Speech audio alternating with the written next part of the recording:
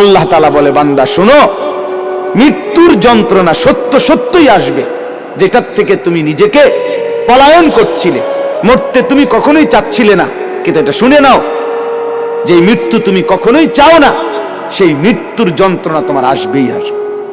সাকরাতুল মউত, হাত্তাকে এমনকি আল্লাহর নবী সাল্লাল্লাহু আলাইহি সাল্লাম পর্যন্ত ইন্তেকালের পূর্বে নবীজি হাদিসে স্পষ্ট আছে, আম্মা জান আয়েশা বলছেন, নবীজি সাল্লাল্লাহু আলাইহি সাল্লাম একটা বাটির মধ্যে পানি দিছে, আর নিজের পবিত্র ডান হাত মোবারক দিয়ে হাত দিয়া এই বাটির পানির মধ্যে চুবাইতেছিলেন, আর কপালের ঘাম মুছতেছিলেন নবীজি, আর বলতেছিলেন, লা ইলাহা ইল্লাল্লাহ ইন্না লিল মাউতি সাকারাত, আল্লাহ আপনি ছাড়া আর কোনো ইলাহ নাই, আহা মৃত্যুর তো বড়ই যন্ত্রণা। নবীজি বলতেছিলেন, খুদ রাসূল বলতেছে, যার কষ্ট হওয়ার কোনো কারণ নাই, শুধু আল্লাহ তাআলা দেখাচ্ছিলেন, বন্ধু আপনার উম্মতের হালাত কেমন হয়। নবীজি বলতেছিলেন, হায় মৃত্যুর তো বড় যন্ত্রণা।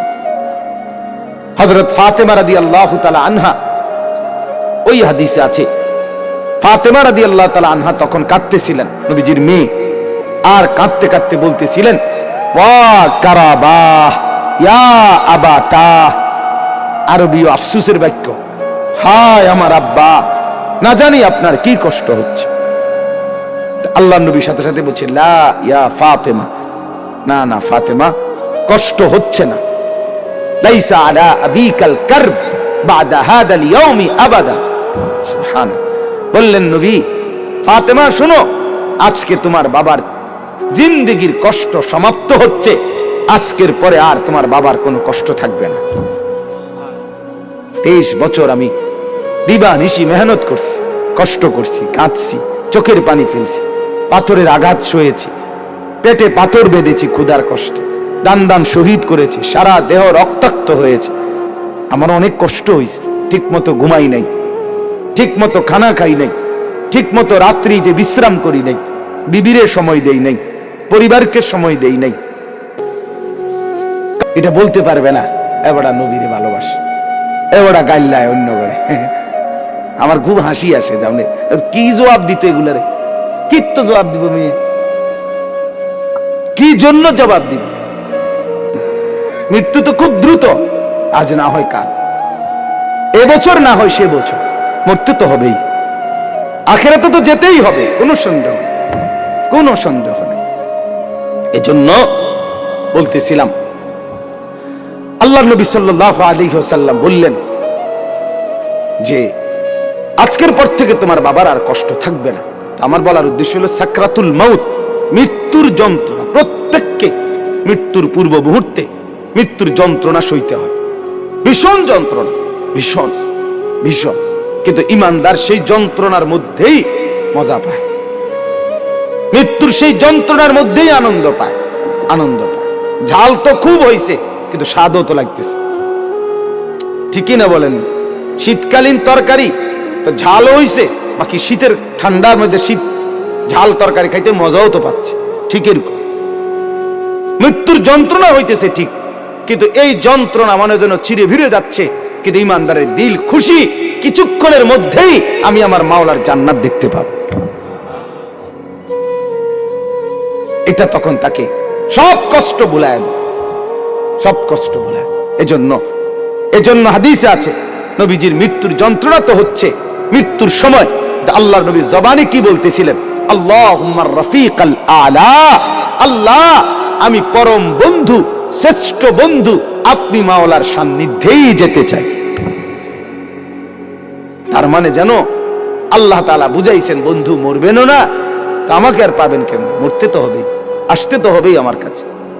একটা মজার উদাহরণ শুনেন, আমরা কিতাবে পড়ছি, ইব্রাহিম আলাইহিস সালাম, ওনাকে মালাকুল মউত আজরাইল ওনার জান কবজ করার জন্য আসছে। তা আসার পরে আজরাইল জি বলছে, হে আল্লাহর নবী ইব্রাহিম, আমি আসছি আপনার জান কবজ করতে, আপনি যাবেন? ইব্রাহিম আলাইহিস সালাম তখন মালাকুল মউত আজরাইলকে বলছে, আজরাইল কি বললা এটা? আচ্ছা তুমি আল্লাহকে একটা কথা জিজ্ঞেস করো, গিয়া যাও, একটা প্রশ্ন আমার, বলছে কি বলেন? তখন ইব্রাহিম আলাইহিস সালাম বলছে আল্লাহকে তুমি গিয়া বলো আয়াকবিজুল খলিলু রূহা খলিলিহি, বন্ধু আরেক বন্ধুর কি জান কবজ করে? বন্ধু কি বন্ধুরে মাইরা ফেলে? কসাইডে কইতে কম, মানে আমি না আল্লাহর বন্ধু, তো বন্ধু কেমনে বন্ধুর মাইরা লায়? এটা কেমন কথা? আজরাইল গেছেন, আল্লাহ তাআলাকে শুনাইছেন, আল্লাহ তো শুনছেই, তো আল্লাহকে বলছে রব্বুল আলামিন, ইব্রাহিম তো এটা বলছে, কি বলতাম, তো আল্লাহ তাআলা ফেরত আরেকটা কথা বলছে যে আজরাইল তুমি গিয়ে এটা বলো ইব্রাহিমকে। এবার দেখো কি কয়। আজরাইল আসছে, আয়েশা বলতেছে আল্লাহ বলছে আপনাকে জবাবে আয়াকরাহুল খলিলু লিকা খলিলিহি, বন্ধু কি বন্ধুর সাক্ষাৎ পেতে চায় না? বন্ধু কি বন্ধুর মোলাকাত পছন্দ করছে না? বন্ধুর সাক্ষাতে যাবেন না? ইব্রাহিম আলাইহিস সালাম সাথে সাথে বুঝে ফেলছে, হায় আচ্ছা, তো আসলে মৃত্যু না, এটা তো আমারে মেরে ফেলা না, এটা তো আমার রূহ কবজ না, বরং আমাকে তো আমার মাওলার সাথে মিলায়া দেওয়া। তখন সাথে সাথে উনি বলছে ইকবিদ রূহি আল আন ইয়া মালাকাল মউত, হে আজরাইল মালাকুল মউত, এখন আমার রূহ কবজ করো, আমি বন্ধুর কাছেই যেতে চাই। তাহলে সাকরাতুল মউত, মৃত্যুর যন্ত্রণা সহজ হয়, লাঘব হয়, আসানি হয় যদি কোনো মৃত্যু পথযাত্রী মুমূর্ষ ব্যক্তির সামনে সূরা ইয়াসিন তেলাওয়াত করে। আমার বাপ সুন্নত, সুন্নত মৃত্যুর আগে, মৃত্যুর পূর্ব মুহূর্তে কোন বান্দার জন্য কোরআন থেকে পড়া, এটাই হলো মূলত সুন্নত, এটাই সুন্নত। মৃত্যুবরণ করবার পরে পড়া এটা সুন্নত না, এটা সুন্নত না। মৃত্যুবরণ করার আগে পড়া সুন্নত। এরপরে বলে তো কখনোই পড়ানো না, সেটা হলো স্বাভাবিকভাবে আমার আব্বার জন্য আমি দোয়া করব, তার জন্য কোরআনুল কারীম পড়ে পড়ে দোয়া করা, সেটা তো হলো সব সময়ের আমল আমার। কিন্তু এটাকে একটা রসম বানায় নেওয়া, নির্দিষ্ট নিয়ম বানায় নেওয়া, মরছেন তো এইবার 10 জন দিয়ে এবার নির্ধারিত পদ্ধতিতে নির্দিষ্ট এই সময়ের ভিতরেই পড়াইতেই হবে, দোয়া পড়াইতেই হবে, খতম পড়াইতেই হবে, এর মাধ্যমে তাকে কবরবাসীর বা মৃত ব্যক্তিটার উপকার পৌঁছাইতেই হবে। এখন এভাবেই, এটাই নিয়ম, এটাই সিস্টেম, এটা সুন্নত না। এটা কি না বলেন না? সুন্নত না, সুন্নত নয়। আপনি বলবেন, আপনারা বলবেন এই জন্য এগরে ওয়াহাবি কয়, শেষ পর্যন্ত কথা শুনবেন, এটা কয় দেখবা যেই কোনো কিছুতে এরা উল্টাটা কয়। আসলে উল্টাটা চলতে চলতে এখন বারোটা উল্টা হয়ে গেছে, ভাওটা হয়ে গেছে উল্টা, সুন্নতটা হয়ে গেছে অপরিচিত, বেদাতটা হয়ে গেছে পরিচিত, পরিচিত। এখন মুসলমানের ঘরে একটা দস্তরখানের কথা জিজ্ঞেস করিলে এবার লুঙ্গি আনে, কি লুঙ্গি একটা আইনা বিছায় দেয়, গামছা বিছায়া দেয়, অথবা সাদ্দুর কয় হুজুর এটাই সারবো, সারবলে এত কথা না। তুমি যে জানো না বেটা মুসলমান, এটা না বড় কথা, দুঃখের কথা। তুমি তোমার রসুলের একটুটুকু পরিচয় তোমার মধ্যে নাই। আল্লাহ তাআলা আমাদেরকে সুন্নতের মহব্বত করার তৌফিক দান করেন। তাইলে আমি 2টা ফজিলত বললাম, এবার আরেকটা ফজিলত।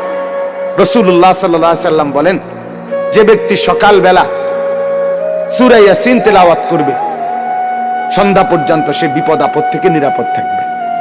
সন্ধ্যায় পড়বে, সকাল পর্যন্ত বিপদ আপদ থেকে নিরাপদ থাকবে।